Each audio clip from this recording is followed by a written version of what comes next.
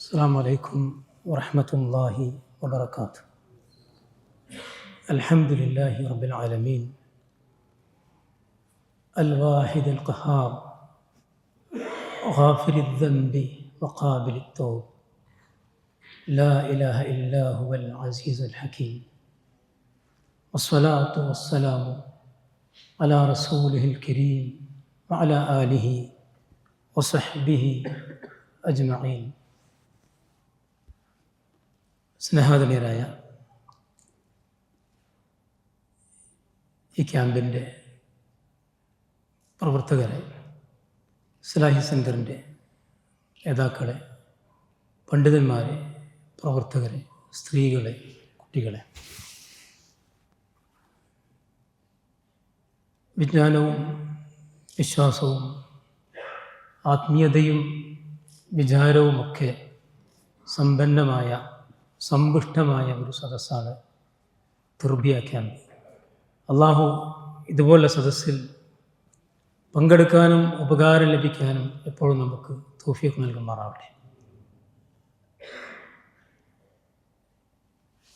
ഇമാം അബൂ ദാവൂദ് എന്ന് പറയുന്ന ഹദീസ് ലോകത്തെ, മുഹദ്ദിസീങ്ങളുടെ ലോകത്തെ വിഖ്യാതനായ ഒരു പണ്ഡിതനെ സംബന്ധിച്ചാണ് ഇന്ന് നമ്മൾ സംസാരിക്കുന്നത്. സാധാരണ പറയാറുണ്ട്, ഇമാം ബുഖാരി, ഇമാം മുസ്ലിം, ഇമാം അബൂ ദാവൂദ്, ഇമാം ഷെയ്ഖുൽ ഇസ്ലാം ഇബ്നു തൈമിയ, ഇബ്നു ഖയ്യിം അൽ ജൗസിയ, ഇബ്നുൽ ജൗസി, ഇങ്ങനെയുള്ള പണ്ഡിതന്മാരെ പറയാതെ അറബ് ലോകത്ത് പ്രത്യേകിച്ച് ഒരു ഖുത്ബയും ഒരു ക്ലാസ്സും ഒരു ദീനി ക്ലാസ്സും പൂർണ്ണമാവാറില്ല എന്നതാണ്. ആലിമീങ്ങൾ ചെയ്ത മഹാദൗത്യവും അവരുടെ പ്രാധാന്യവുമാണ് നമ്മെ ഇതുകൊണ്ട് ഓർമ്മിപ്പിക്കുന്നത്. ആരാണ് ഇമാം അബൂ ദാവൂദ് റഹ്മഹുല്ലാ? അദ്ദേഹത്തിൻ്റെ പേര് Sulaiman bin al Ashath bin Ishaq bin Bashir bin Shaddad bin Amr bin Imran al Azdi as Sijistani. Abu Dawood അദ്ദേഹത്തിൻ്റെ കുഞ്ഞത്താണ്. ഇമാം ബുഖാരിയുടെ പേര് മുഹമ്മദ് ബിൻ ഇസ്മാഇൽ ബുഖാരി എന്നുള്ളതാണ്. എന്നാൽ അദ്ദേഹത്തിൻ്റെ നാട്ടിലേക്കാണ് ഇമാം ബുഖാരി എന്ന് പറഞ്ഞ് വിളിക്കപ്പെടുന്നത്. ഇമാം മുസ്ലിമിൻ്റെ നേരെ പേരിലേക്കാണ് വിളിക്കപ്പെടുന്നത്. ഇമാം അബൂ ദാവൂദിനെ കുഞ്ഞത്തുമായിട്ടാണ് വിളിക്കപ്പെടുന്നത്. വ്യത്യസ്ത രീതിയിലാണ് ഇന്നും നമ്മുടെ പണ്ഡിത ലോകത്ത് അങ്ങനെയാണ് ചില ആളുകൾ അറിയപ്പെടാറുള്ളത്. ഇമാം അബൂ ദാവൂദ് എന്ന് പറയുമ്പോൾ നമുക്ക് പെട്ടെന്ന് ഓർമ്മ വരുന്നത് അദ്ദേഹത്തിൻ്റെ സുനനാണ്. ഹദീസ് ഗ്രന്ഥങ്ങളിൽ അസഹുൽ ഹദീസി ബഅദ സ്വഹീഹൈനി, രണ്ട് സ്വഹീഹായ ബുഖാരിക്കും മുസ്ലിമിനും ശേഷമുള്ള ഏറ്റവും പ്രധാനപ്പെട്ട ഹദീസ് ലോകത്തുള്ള ഗ്രന്ഥമാണ് ഇമാം അബൂ ദാവൂദിൻ്റെ ഹദീസ് ഗ്രന്ഥം. അദ്ദേഹത്തിൻ്റെ പേരിൽ നിന്ന് അദ്ദേഹം അറബിയാണ് എന്നാണ് പണ്ഡിതന്മാർ പറയുന്നത്. ഒരുപാട് ചർച്ചകളുണ്ട്. സിഹാവു സിത്തയിൽ 4 ആളുകൾ അഅജമിയും 2 ആളുകൾ അറബിയുമാണ്. അതിലൊന്ന് ഇമാം മുസ്ലിമും ഇമാം ദാവൂദുമാണ്. ബാക്കിയുള്ളവരൊക്കെ അഅജമിയാണ്. എന്നാൽ ചില അഭിപ്രായങ്ങളിൽ 7 ഹദീസ് ഗ്രന്ഥങ്ങളുടെ കാത്തിബീങ്ങളിൽ, മുഹദ്ദിസീങ്ങളിൽ 4 ആൾ അറബിയും 4 ആൾ അജമിയും 3 ആൾ അറബിയും എന്നൊക്കെ അഭിപ്രായങ്ങളുണ്ട്. ഏതായാലും അദ്ദേഹം അറബിയാണെന്ന് പറയുന്നത് കാരണം അസ്ദി എന്ന് പറയുന്നത് ഒരു യമനിലെ അറബി ഗോത്രവുമായി ബന്ധപ്പെട്ടാണ്. യമനിൽ നിന്ന് അദ്ദേഹം സിജിസ്ഥാൻ എന്ന പ്രദേശത്തേക്കാണ് വരുന്നത്. സിജിസ്ഥാൻ എന്ന് പറഞ്ഞാൽ നമുക്ക് കൃത്യമായിട്ട് ആ സ്ഥലത്തെ മനസ്സിലാക്കാൻ കഴിയും. ഇന്ന് അഫ്ഗാനിൻ്റെയും ഇറാനിൻ്റെയും പാകിസ്ഥാനിൻ്റെയും അടുത്തുള്ള, അതുമായി ബന്ധപ്പെട്ട് നിൽക്കുന്ന ഒരു പ്രദേശമാണ് സിജിസ്ഥാൻ എന്ന് പറയുന്നത്. അങ്ങനെയാണ് അദ്ദേഹം സിജിസ്ഥാനി എന്ന് പറയുന്നത്. അദ്ദേഹത്തിൻ്റെ കുടുംബം കടന്നു വന്നത് യമനിൽ നിന്നാണ്. യമനിൽ നിന്ന് 2000 ചില്ലാനം കിലോമീറ്ററുകളാണ് ഇന്ന് ഖുറാസാൻ ബലൂചിസ്ഥാനടുത്തുള്ള പാകിസ്ഥാനിൻ്റെ ബോർഡറായിട്ടുള്ള അഫ്ഗാനിൻ്റെ ഉള്ളിലുള്ള ഇറാനുമായി ഷെയർ ചെയ്യുന്ന സിജിസ്ഥാൻ അല്ലെങ്കിൽ സിസ്താൻ, സിക്കിസ്ഥാൻ എന്നൊക്കെ പല രീതിയിൽ അറിയപ്പെടുന്ന ഈ പ്രദേശമുള്ളത്. അദ്ദേഹം അവിടെ ജനിക്കുന്നത് ഹിജ്റ 202 ജനിക്കുന്നത്. വളരെ പ്രസിദ്ധനായ ഖലീഫ Abdullah bin Mamun bin Harun റഷീദിൻ്റെ മക്കളിലായ അബ്ദുല്ലാഹ് ബിൻ മഅ്മൂൻ എന്ന് പറയുന്ന ഖലീഫയുടെ കാലഘട്ടത്തിൽ. മരിക്കുന്നത് 275 ബസ്രയിലാണ്. ജീവിച്ചത് 73 വർഷം. ഇവിടെ വളരെ പ്രത്യേകമായ ചില വിഷയങ്ങൾ കാണാൻ കഴിയും. പണ്ഡിതന്മാർ അധികവും ജനിക്കുന്നതും മരിക്കുന്നതും വ്യത്യസ്ത രാഷ്ട്രങ്ങളിലായിരിക്കും. അതിന് കാരണം അവരുടെ യാത്രയാണെന്നതാണ്. യാത്ര ഇബാദത്തിലും ഇൽമിലും ഏറ്റവും പ്രാധാന്യമുള്ള ഒന്നാണ് യാത്ര എന്നുള്ളത്. യാത്ര തേടി പോകുന്ന ദഅവത്തും യാത്ര കഴിഞ്ഞു പോകുന്ന ഒരു സുഹൃത്തിനെ കാണാൻ പോകുന്നതും ദീർഘമായ യാത്രയിൽ ദീൻ്റെ മാർഗത്തിൽ യാത്ര തേടി ഇൽമിന് പോകുന്നതും വലിയ ഇബാദത്തായിട്ടാണ് ഉലമാക്കൾ എണ്ണുന്നത്. ഉദാഹരണമായി അബൂ ഉദ്ദയുടെ സുവറും മിൻ സ്വബിരിൽ ഉലമ എന്ന് പറയുന്ന വളരെ പ്രസിദ്ധമായ ഗ്രന്ഥം. അദ്ദേഹം ഒരുപാട് ഗ്രന്ഥം എഴുതിയെന്നാണ് ഞാൻ മനസ്സിലാക്കുന്നത്. ഈ വിവാഹം കഴിക്കാൻ സമയമില്ലാത്ത പണ്ഡിതന്മാരെ സംബന്ധിച്ച് ഇസ്ലാമിക ലോകത്ത് ഗ്രന്ഥം എഴുതിയ പണ്ഡിതനാണ് അബൂ ഉദ്ദ എന്ന് പറയുന്നത്. അദ്ദേഹം അതിൽ പറയുന്നുണ്ട്, ഈ ഇൽമുകളെന്ന് പറയുന്നത് ഏതോ താഴ്വരയിൽ ഉണ്ടായതല്ല. ഇസ്ലാമിക ജ്ഞാനെന്ന് പറയുന്നത് നദിക്കരയിൽ നിന്ന് ലഭിച്ചതല്ല. ഇസ്ലാമിക ജ്ഞാനെന്ന് പറഞ്ഞത് ആകാശത്തിൽ നിന്ന് ഖുർആൻ ഇറങ്ങിയപ്പോൾ അതിൻ്റെ കൂടെ കർമ്മവും അഖീദയും ഒക്കെ പൂർണ്ണമായി വ്യാഖ്യാനത്തോടെ ഇറങ്ങിയതല്ല. ഇതൊരുപാട് യാത്രകളുടെ വിയർപ്പാണ്, ഒരുപാട് രാത്രി ഉറക്കൊഴിക്കലാണ്, ഒരുപാട് വ്യക്തികളുടെ പണ്ഡിതന്മാരുടെ ശ്രമങ്ങളാണ്. അങ്ങനെയാണ് നമ്മുടെ കൈകളിലേക്ക് എത്തുന്നത്. 18-ാമത്തെ വയസ്സിൽ ബസ്രയിലേക്ക് 2200 ചില്ലാണ്, അതായത് 2300 കിലോമീറ്ററുകൾ താണ്ടിയിട്ടാണ് പോകുന്നത്. അന്നത്തെ യാത്ര എന്ന് പറഞ്ഞാൽ അന്നത്തെ ഏറ്റവും വലിയ വാഹനം എന്ന് പറഞ്ഞാൽ കഴുതയാണ്. ഈ കഴുത കൊണ്ടാണ് ലോകം മുഴുവൻ ചുറ്റാൻ ആളുകൾ ഇറങ്ങുന്നത്. ഇബ്നു ബത്തൂത്തയൊക്കെ ഹിജ്റ 7-ാം നൂറ്റാണ്ടിലെ ലോകം കണ്ട ചരിത്രത്തെ ലോകത്തെ ചുറ്റി സഞ്ചരിച്ച് ഇബ്നു ബത്തൂത്തയൊക്കെ ഇറങ്ങിയത് മൊറോക്കോയിൽ നിന്ന് മക്കയിലേക്ക് ഇറങ്ങിയത് ഒരു കഴുത പുറത്തായിരുന്നു. പിന്നെ വാഹനങ്ങൾ മാറി എന്നുള്ളതുള്ളത്. അവർക്ക് കഴുതയാണ് വാഹനം. ഇതുകൊണ്ട് ഞാൻ ലോകം ചുറ്റും ഞാൻ ഉദ്ദേശിച്ച സ്ഥലങ്ങളിലേക്ക് പോകുന്നുള്ളതാണ്. 18-ാമത്തെ വയസ്സിൽ അദ്ദേഹം ബസ്രയിലേക്ക് യാത്ര ചെയ്യിച്ചു. അതിനു മുമ്പ് അന്നാട്ടിലുള്ള പണ്ഡിതന്മാരിൽ നിന്ന് ജ്ഞാനം സ്വീകരിച്ചു. ആ നാട് നമുക്കതിൻ്റെ ഒരു ജിയോഗ്രഫി മനസ്സിലാക്കുന്നതല്ലാണ്. ഈ ഖുറാസാൻ, പിന്നെ ഈ ഉസ്ബെക്കിസ്ഥാൻ, ഖസാക്കിസ്ഥാൻ, ഈ അഫ്ഗാനിസ്ഥാൻ, പിന്നെ ഇറാനിൻ്റെ പിന്നെ ചില പേർഷ്യൻ ഭാഗങ്ങൾ ഉമർദാഹിൻ്റെ കാലഘട്ടത്തിന് മുമ്പും ശേഷമൊക്കെ വിജ്ഞാനത്തിൻ്റെ മേഖലകളാണ്. പിന്നെ ഇസ്ലാമിക വിജ്ഞാനങ്ങൾ വല്ലാതെ അതിൽ അധികരിച്ചു എന്നുള്ളതാണ്. വലിയ പണ്ഡിതന്മാരൊക്കെ വന്നത് ഇതുപോലുള്ള പ്രദേശങ്ങളിൽ നിന്നാണ് എന്ന് നമുക്ക് മനസ്സിലാക്കാൻ കഴിയും. ഇബ്നു കസീർ റഹ്മഹുല്ലാ അദ്ദേഹം പറയാണ്, അബൂ ദാവൂദ് സിജിസ്ഥാനി അഹദു അഇമ്മത്തിൽ ഹദീസിർ റഹാലീനൽ ജവ്വാലീന ഫിൽ അഫാഖി വൽ അഖാലീമ ജമഅ വസന്നഫ വഖറജ വഅല്ലഫ وسمع الكثير عن مشايخ البلدان في الشام ومصر والجزيرة والعراق وخراسان وغير ذلك وله السنن المشهورة المتداولة بين العلماء. بداية نهاية അദ്ദേഹം ശദീകരിക്കുകയാണ്. അബൂ ദാവൂദ് സിജിസ്ഥാൻ എന്ന് പറഞ്ഞാൽ പണ്ഡിതന്മാർ, ഹദീസ് പണ്ഡിതന്മാരിൽ അർറഹാലീനൽ ജവ്വാലീന ഫിൽ ആഫാഖ് വൽ അഖാലിന, ചക്രവാളങ്ങളിൽ, കോണ്ടിനൻസുകളിൽ, പ്രദേശങ്ങളിൽ, ഭൂപ്രദേശങ്ങളിൽ സഞ്ചരിച്ച പണ്ഡിതന്മാരിൽപ്പെട്ട ഒരു പണ്ഡിതനാണ് അബൂ ദാവൂദ് സിജിസ്ഥാനി എന്നത്. അദ്ദേഹത്തിൻ്റെ യാത്രയെ സംബന്ധിച്ചാണ്. ഒരുപാട് സ്ഥലങ്ങളിൽ യാത്ര പോയിട്ടുണ്ട്. അതായത് പിന്നെ ഈ പറഞ്ഞ ബലൂചിസ്ഥാൻ്റെ അടുത്തുള്ള സിജിസ്ഥാനിൽ നിന്ന് പുറപ്പെട്ട് ബാഗ്ദാദിലെത്തി, ബാഗ്ദാദിൽ നിന്ന് ബസ്രയിലെത്തി, ബസ്രയിൽ നിന്ന് ഷാമിലേക്ക് പോയി, ഷാമിൽ നിന്ന് ഈജിപ്തിലേക്ക് പോയി. ഇങ്ങനെ ഇതൊക്കെ 500, 600, 700 ഇപ്പോൾ ഷാമിൽ നിന്ന് ഈജിപ്തിലേക്ക് 500-600 ചില്ലാനും കിലോമീറ്ററാണ്. ഇതൊക്കെ നടന്നോ അല്ലെങ്കിൽ ചെറിയ ചെറിയ വാഹനങ്ങളൊക്കെ ആയിട്ട് യാത്ര പോകുന്നതാണ്. ഓരോ കിലോമീറ്ററുകൾ താണ്ടിയിട്ടാണ് അവർ യാത്ര ചെയ്യുന്നത്. ഇങ്ങനെയുള്ളതൊക്കെ ഇതിനൊക്കെ എന്താണെന്ന് ചോദിച്ചാൽ ഇതിനൊക്കെ ഇൽമിൻ്റെ മാർഗത്തിലുള്ള യാത്രയാണ്. 5 ലക്ഷം ഹദീസുകളിൽ നിന്ന് അദ്ദേഹം മുസ്നദിൽ രേഖപ്പെടുത്തിയത് 4800 ഹദീസുകളാണ് അദ്ദേഹത്തിൻ്റെ സുനനിൽ രേഖപ്പെടുത്തിയിരിക്കുന്നത്. അദ്ദേഹം പറയുന്ന വാക്ക് തന്നെയാണ്, കതബ്തു അൻ റസൂലില്ലാഹി സ്വല്ലല്ലാഹു അലൈഹി വസല്ലമ 500,000 ഹദീസിൻ ഇൻതഖബ്തു മിൻഹാ മാ ضمنته ഹാദൽ കിതാബ്. ഞാൻ പ്രവാചകന്റെ അടുക്കൽ നിന്ന് 5 ലക്ഷം ഹദീസ്.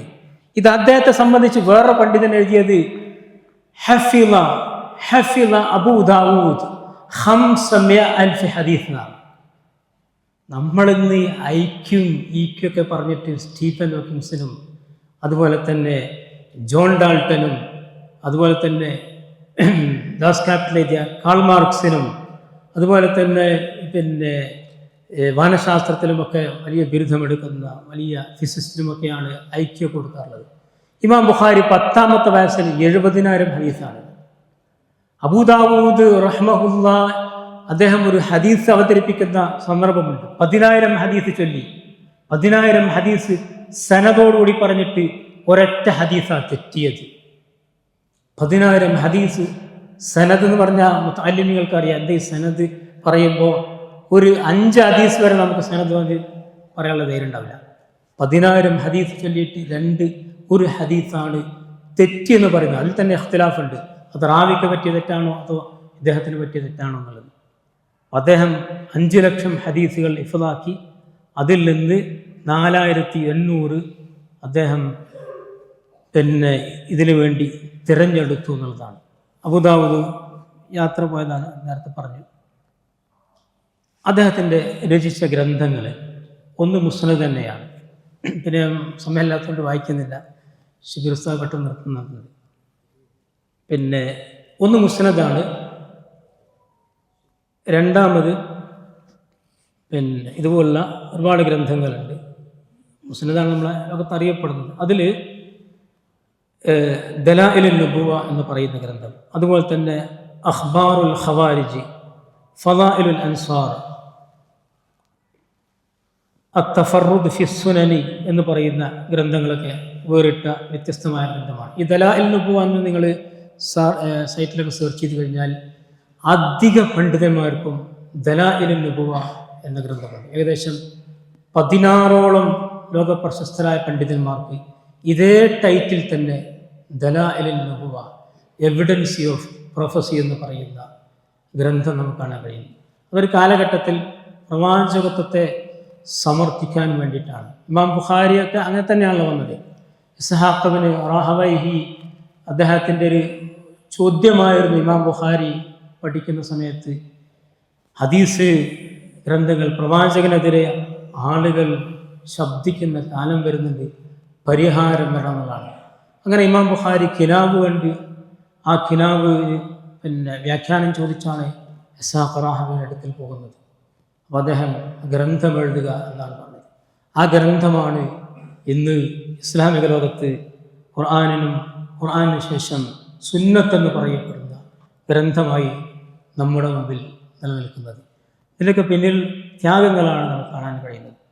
അദ്ദേഹത്തിൻ്റെ മുസ്നദിനെ സംബന്ധിച്ച് പറയാണ് ഇബ്നുൽ അറാബി എന്ന് പറഞ്ഞ പ്രസിദ്ധനായ പണ്ഡിതൻ, ലൗ അന്ന റജുലൻ ലം യകുൻ ഇൻദഹു മിനൽ ഇൽമി ഇല്ല അൽ മുസ്ഹഫ് അല്ലദി ഫീഹി കിതാബുല്ലാഹി ثم هذا الكتاب أي سنن أبي داود لم يحتج معهما إلى شيء من العلم البتة. ഒരാൾക്ക്, ഒരു മനുഷ്യന് ഖുർആനിന് ശേഷം ഈ ഗ്രന്ഥമല്ലാതെ ഒരു ഗ്രന്ഥവുമില്ലെങ്കിൽ ഒരു ഗ്രന്ഥത്തിൻ്റെയും ആവശ്യമില്ല. അതതിൻ്റെ ഫളായിൽ പറയുമ്പോൾ അങ്ങനെ തന്നെയാണ് പറയാം. അത് ബുഖാരിക്ക് മേലെയാണോ മുസ്ലിമിന് മേലെയാണോ എന്നതല്ല അതിന് നമ്മൾ മനസ്സിലാക്കുന്നത്. ഓരോ ഗ്രന്ഥത്തിൻ്റെയും ഓരോ ആലിമികളുടെയും ഫള് പറയുമ്പോൾ അരീഹ്യങ്ങൾ, ചരിത്രകാരന്മാർ, മുഹദ്ദിസീങ്ങൾ ഒക്കെ അങ്ങനെയാണ് എഴുതി വെക്കുന്നത്. അദ്ദേഹം സുനൻ എഴുതി കഴിഞ്ഞപ്പോൾ ഇബ്രാഹിം ഇബ്നു ഹർബി പറയാണ്, ഉലീനലി അബീ ദാവൂദ അൽ ഹദീസു കമാ ഉലീനൽ ഹദീദു ലി ദാവൂദ അലൈഹിസ്സലാം.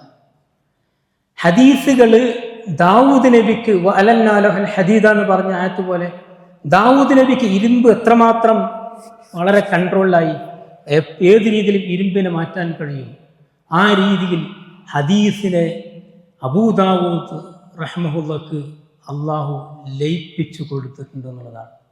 ഒരുപാട് വാക്കുകളുണ്ട്, ഞാൻ അതിലേക്ക് പോകുന്നില്ല. ഇൻഷാ അല്ലാഹ് അദ്ദേഹത്തിൻ്റെ ഗ്രന്ഥങ്ങൾ പറയുമ്പോൾ വളരെ പ്രസിദ്ധമാണ് അദ്ദേഹത്തിൻ്റെ സുനനു അബീ ദാവൂദ എന്ന് പറയുന്ന ഗ്രന്ഥം. അതിൽ തന്നെ വ്യാഖ്യാനങ്ങളുണ്ട്. വ്യാഖ്യാനങ്ങൾ ഹദീസിന് എഴുതുമ്പോൾ ഈ 4 കാര്യങ്ങളാണ് പരിഗണിക്കാറുള്ളത്. എന്തിനാണ് വ്യാഖ്യാനം, ഹദീസ് തന്നെ പോരെ എന്ന് ചോദിക്കുന്നവർക്ക് പണ്ഡിത ലോകം ഇസ്ലാം ലോകം എഴുതുന്ന 4 മറുപടിയാണ്. ഒന്ന്, ഹദീസുകളെ വ്യാഖ്യാനിക്കണം. കാരണം അതിൻ്റെ ഗരീബായ പദങ്ങളുണ്ട്, ഷറഹിൽ ചില അപരിചിതത്വം ഉണ്ടാകും, അതിൻ്റെ മാന വ്യക്തമാകില്ല എന്നതാണ്. രണ്ടാമത്, അതിൻ്റെ ഇലലും അഹ്കാമും അതിലെ ദഅഫും സിഹത്തുമൊക്കെ വേർതിരിക്കപ്പെടണം എന്നതിനാണ് ഈ വ്യാഖ്യാനം വരുന്നത്. മൂന്നാമത്, അതിൽ ചില മസ്അലകളുടെ ഫിഖ്ഹിയായ മസ്അലകൾ, നേരത്തെ ഇവിടെ ചർച്ച ചെയ്ത മസ്അലകളൊക്കെ അത് തഖ്രീജ് ചെയ്യണമെങ്കിൽ ഹദീസ് വ്യാഖ്യാനം ചെയ്യണം. നാലാമത്, അർറദ്ദു അലാ ശുബഹാത്തിൽ മുആരിദീൻ, ഹദീസിനെ എതിർക്കുന്ന ആളുകൾക്ക് ഉള്ള മറുപടിയാണ്. നമുക്ക് ഇബ്നു ഹജർ അസ്ഖലാനിൻ്റെ ഫത്ഹുൽ ബാരിയിലൊക്കെ അത് പ്രത്യേകമായി ചില മറുപടികൾ നൽകുന്നതായി കാണാൻ കഴിയും. അബൂ ദാവൂദ് റഹ്മഹുയുടെ സുനനിലെ ഏറ്റവും പ്രധാനമായ ഷറഹാണ് ഷറഹ് ഇബ്നു റസ്ലാൻ്റെ ഷറഹ്. ആ ഷറഹ് നമുക്ക് ഇന്നിവിടെ ലൈബ്രറികളിലൊക്കെ വളരെ ലഭ്യമാണ്. അതുപോലെ തന്നെ മആലിമുസ് സുനൻ എന്ന് പറയുന്ന അബൂ സുലൈമാൻ അൽ ഖത്താബിയുടെ, തഹ്ദീബുസ് സുനൻ എന്ന് പറയുന്ന ഇബ്നു ഖയ്യിം റഹ്മഹുള്ളയുടെ അൽ മൻഹൽ അദബ് അൽ മൗറൂദ് എന്ന് പറയുന്ന മഹ്മൂദ് ഖത്താബ് സുബ്കിയുടെ വളരെ പ്രസിദ്ധമായതായ, മുഴുവൻ നൽകിയിട്ടില്ല, അദ്ദേഹത്തിൻ്റെ ഹദീസിൻ്റെ വ്യാഖ്യാനങ്ങളാണ്. അബൂ ദാവൂദ് റഹ്മഹുള്ള സ്വീകരിച്ച പണ്ഡിതന്മാർ ഒന്ന് ബുഖാരിയിൽ നിന്നാണ്.